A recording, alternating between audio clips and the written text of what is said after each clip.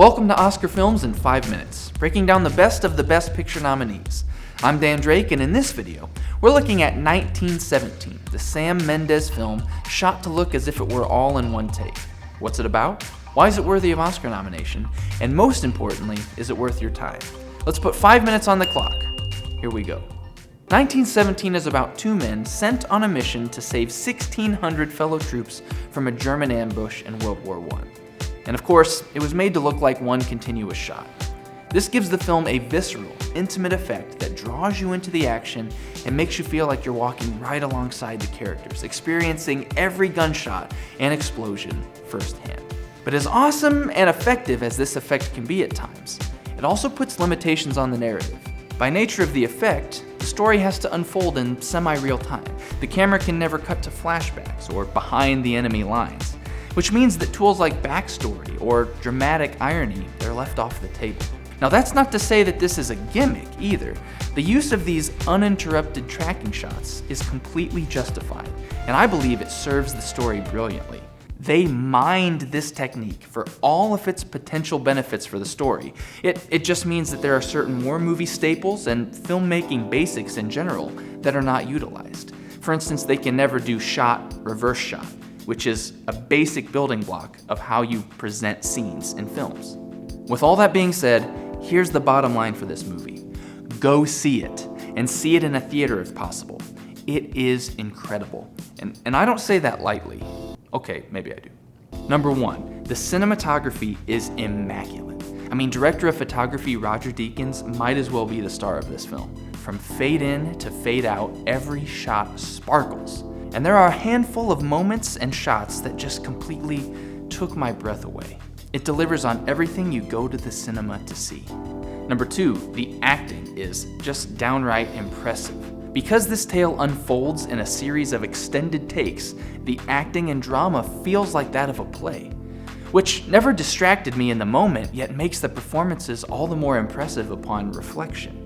In one particularly impressive single take, a character goes from apprehension to excitement to refreshment, curiosity, fear, panic, sadness, despair, and then to resolve, all in a matter of less than 10 minutes. And imagine being the actor in this scenario, knowing that all of this happens outside, shooting while it's cloudy, with a window of 45 minutes before the lighting changes, so you've only got a few chances each day to shoot, and if you mess up a line at the end of the take, you either just wasted the last 8 minutes, or you wasted the entire shooting day. Number three, the images, symbols, and themes. The theme of this film is set up right from the beginning with a quote from a Robert Browning poem. Down to Gehenna, or up to the throne, he travels fastest who travels alone. For those of you who don't know what Gehenna means, it is an apt description for what we're about to experience in the film, for war. Gehenna is a word in the Greek New Testament often translated as hell. This sets up the theme through its opposite by stating a worldview at the beginning that it's better to be alone. But over and over again, this film shows that this is not a true statement. They could never have accomplished this mission alone. Now, I'm about to give a major spoiler for the movie, so if you're not ready for it, click away now. This is also supported by the thrilling sequence underground, where one of them almost dies, and by the fact that one of them does die on their journey.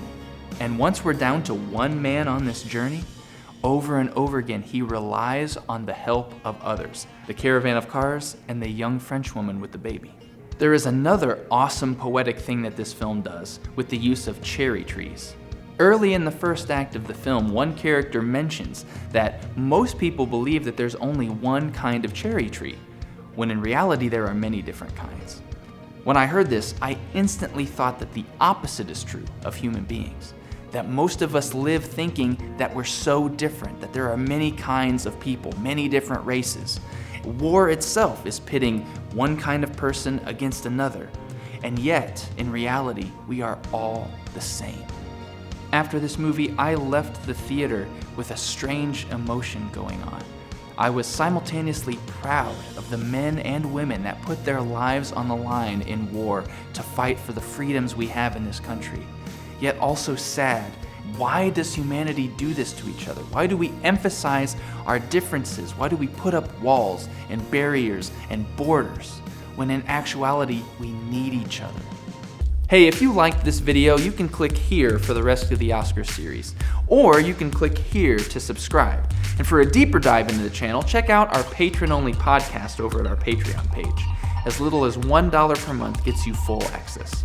This has been Oscar Films in 5 minutes, and I'm Dan Drake.